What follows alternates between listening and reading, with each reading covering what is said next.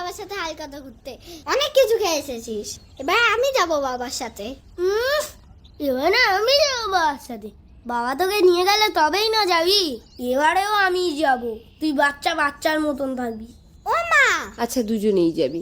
এখন ছাতু শরবতটা খেয়ে নে দেখি। সত্যেন্দ্র ছাতু আমার একটু বেশি করে দাও, তাহলে আমি শক্তিশালী হয়ে যাব। আমারটা একটু লেবু দিয়েছো? হ্যাঁ দিয়েছি, খেয়ে নে তো তাড়াতাড়ি। আমার অনেক কাজ, এই গরমের মধ্যে দাঁড়িয়ে এখন অনেক রান্না করতে কি হবে। কি রান্না করবে গো এবারে? শাক করবে না কিন্তু এবারে। আমি কি গরু নাকি ওসব বন জঙ্গল খাবো? ও কাকিমা, শুভ নববর্ষ।